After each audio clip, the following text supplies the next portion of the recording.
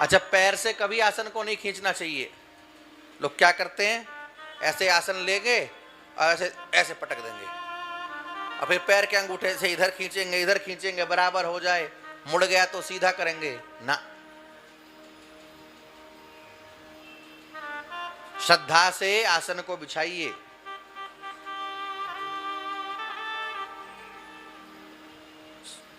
साधना को फलीभूत करने वाला है, साधना का अंग है माला। अपने साधना के जो पात्र हैं उनका सम्मान करिए, पंच पात्र रखिए, चाहे माता जी जप करें चाहे भैया जी करें। एक दो चीजें जरूर रखनी चाहिए जप करने वालों को, माला जपने वाले को, पाठ करने वाले को। एक पंचपात्र, एक छोटा सा गिलास जैसा होता है, तांबे का हो तो सबसे बढ़िया, तांबे का इतना बड़ा कम से कम हो, और उसमें एक आचमनी होती है चम्मच जैसी, और एक छोटी कोई प्लेट होनी चाहिए, पर वो तांबे की नहीं हो। तांबे के पात्र में हाथ धोना महापाप है, तांबे के पात्र में हाथ नहीं धोना चाहिए। और तांबे के पात्र से दूध आदि भी नहीं चढ़ाना चाहिए शंकर जी को। हम कई लोग को देखते हैं, तांबे के उस बर्तन में, लोटा में जल ले लिया, उसी में दूध टपका लिया, उसी में दही डाल लिया, ना, वो जहर हो जाता है।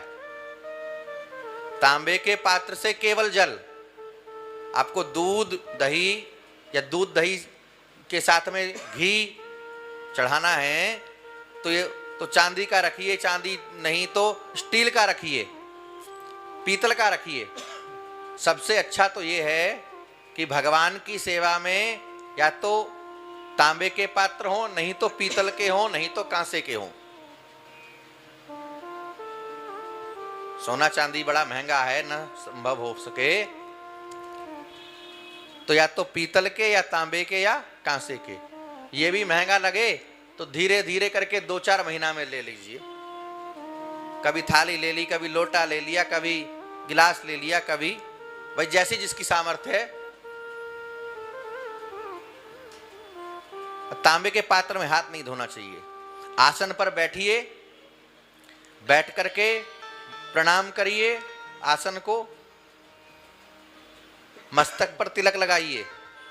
बिना तिलक के कोई पूजन जब तक नहीं करना चाहिए, चाहे पुरुष हो चाहे स्त्री हो।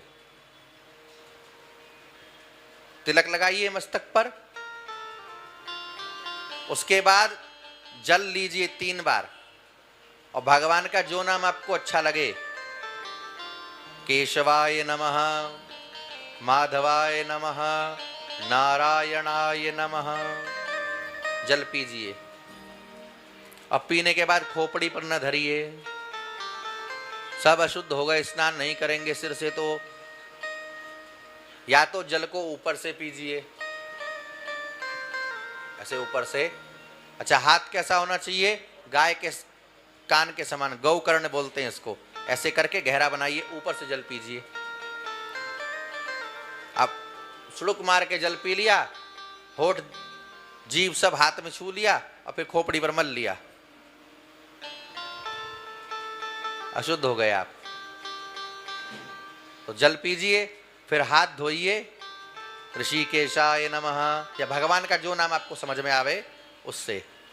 उसके बाद माला निकालिए झोली से, जरा सा जल सुमेरु पर डालिए। ये होता है सुमेरु सबसे ऊपर, ये जो मोटा दाना है इसको बोलते हैं सुमेरु। इस पर जरा सा जल लगाइए, जरा सा चंदन लगाइए, और प्रार्थना करिए कि हे माला देवी, आपकी कृपा से, आपके सहयोग से मैं भगवान का नाम जप रहा हूँ, कृपा करना मेरा मन नाम महाराज में लगा रहे। और फिर जप करिए प्रेम से जितना कर सकें। और जप के अंत में थोड़ा सा जल हाथ में लीजिए, त्वदीयम वस्तु गोविंद तुभ्यमेव। मंत्र ना याद हो, तेरा तुझको अर्पण क्या लागे। भगवान को जो दिया जाता है भगवान उसको अनंत गुना करके लौटाते हैं। और फिर आसन के नीचे थोड़ा सा जल छोड़ करके 3 बार उसको मस्तक से लगाइए, क्योंकि एक चोर घूमता रहता है, एक चोर घूमता रहता है जिसका काम है मनुष्यों के पुण्य चुराना, उसका नाम है इंद्र। आसन के नीचे जल छोड़ करके मस्तक से लगा करके इंद्राय नमः बोल देना चाहिए। नहीं बोल पाओ तो इतना तो ध्यान रहे कि भैया इसलिए लगा रहे हैं कि हमारा पुण्य हमारे चोरी ना होवे। और फिर आसन से उठ करके भगवान को प्रणाम करके आसन आदि समेट करके रखिए।